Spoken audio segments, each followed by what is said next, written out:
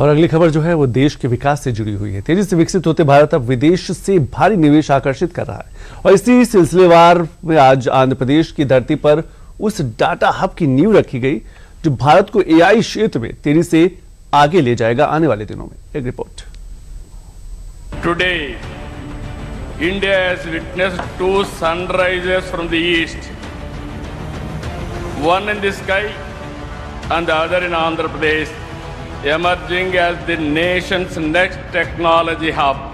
It is going to happen today.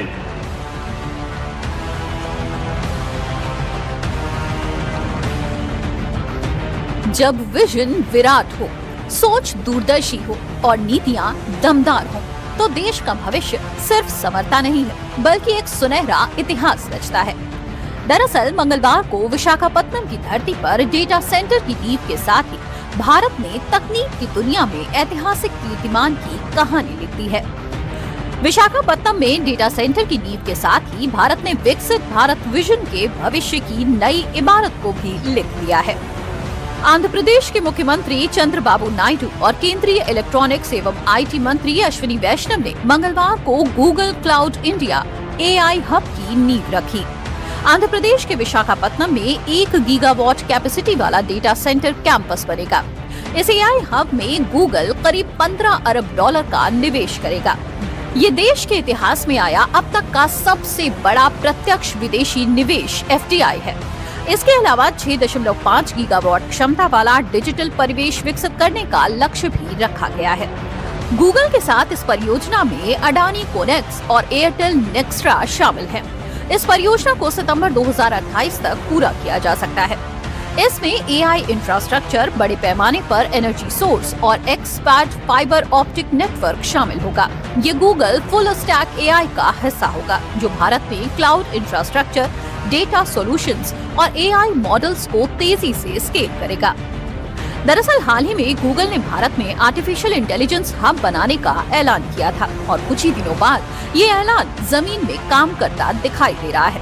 Silicon valley से लेकर cyber दुनिया तक दुनिया भर में अब एक नई गूंज उठ चुकी है कि अब भारत एआई की महाशक्ति बनने के रास्ते पर चल पड़ा है। जिस विजन को पीएम मोदी ने डिजिटल इंडिया के रूप में बोया था, अब वही विजन आर्टिफिशियल इंटेलिजेंस की महागाथा लिखने को निकल पड़ा है। मंगलवार को विशाखापत्तनम की धरती पर सिर्फ एक डेटा सेंटर की नींव ही नहीं रखी गई, बल्कि नए भारत के टेक्नोलॉजिकल साम्राज्य की बुनियादी ढांचे के रोड मैप को भी सामने रख दिया गया।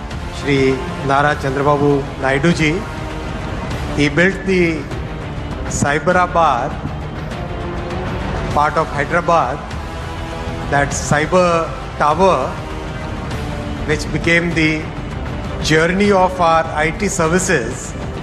And today he is building the AI data hub here. I think Visakhapatnam will be called as AI Patnam.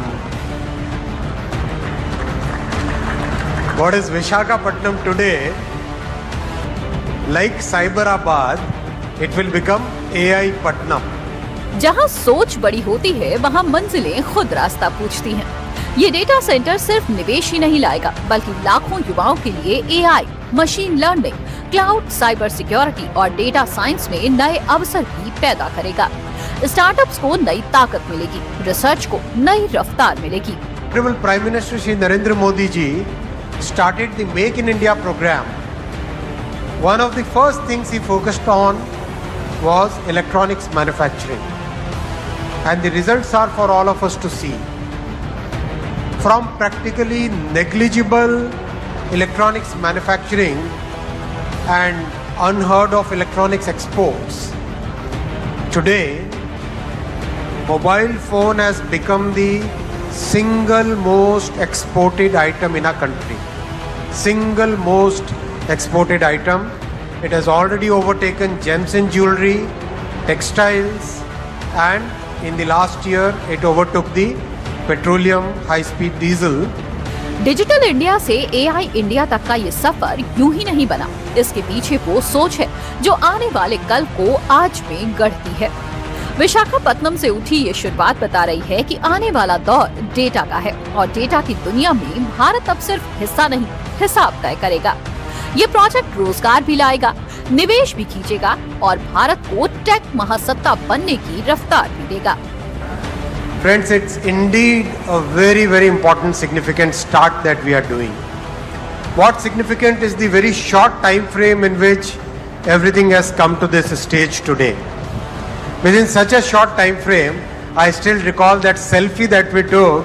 Sir, you, Honorable Finance Minister, all of us were there. And today we are doing the foundation stone here.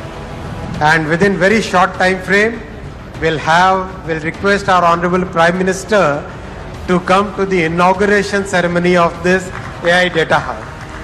That kind of coordination, as Lokesh Anna said, Namo and double engine bullet train, that phenomenon we should have in the coming time so that we can see the completion of this project in record time.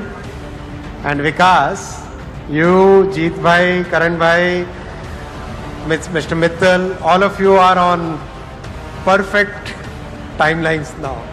We are all going to chase you like, right? Bharat में data centre की शुरुआत से digital economy को रफ्तार मिलेगी। विशाखापत्तनम में project शुरू होने से नौकरियों के अवसर पैदा होंगे और सिर्फ गूगल ही नहीं, माइक्रोसॉफ्ट और अमेज़न जैसी कंपनियां एआई और क्लाउड कंप्यूटिंग के लिए डेटा सेंटरों पर भारी खर्च कर रही हैं और ऐसी कंपनियों को भारतीय बाजार खूब रास आ रहा है क्योंकि सरकार के सहयोग के साथ यहाँ मौके भी खूब हैं। भारत में स्मार्टफोन यूजर्स और डिजिटल डिमांड तेजी से बढ़ रही है, जिससे ऐसे इंफ्रास्ट्रक्चर की जरूरत पड़ रही है। गूगल का यह कदम भारत को चीन जैसे देशों से मुकाबला करने में मदद करेगा। गूगल भारत एआई और डिजिटल इंडिया प्रोग्राम से जुड़ेगा ताकि 5G, IoT और ई-गवर्नेंस को बढ़ावा मिले। आंध्र प्रदेश सरकार ने इस पहल की शुरुआत कर दी है और इसके साथ साथ देश में कई और डेटा सेंटर की शुरुआत हो सकती है। जमाना उसी का होता है जो वक्त से आगे की सोचता है।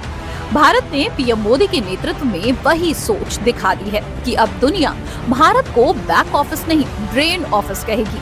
अब इससे रोजगार के साथ साथ देश को और कैसे फायदा होगा, इसे भी समझते हैं। इससे भारत का टेक सेक्टर तो मजबूत होगा ही, साथ में स्टार्टअप्स और छोटे बिजनेसेस को भी फायदा मिलेगा। गूगल रीन्यूएबल एनर्जी का इस्तेमाल कर पर्यावरण को भी सुरक्षित रखने की योजना बना रही है। ये निवेश डिजिटल ट्रांसफॉर्मेशन को भी बढ़ावा देगा। तकनीक के सहारे कम समय में ज्यादा काम संभव हो सकेगा। इससे कंपनियों को तेजी से डेटा प्रोसेस करने और नई तकनीकों पर काम करने में मदद मिलेगी। That will create 20 lakh direct and indirect jobs. And that has been the single agenda with which we are working. One, we are going very systematically in doing the recruitment in government jobs. So teacher recruitment, various other recruitments. Job calendar was promised. Ugadi, we delivered that. And there's a schedule, we are going about delivering that on one track. Second, parallel private sector investment. In the last 2 years, if you have seen, one, we got people excited again about Andhra Pradesh because we had 5 years of bad blood.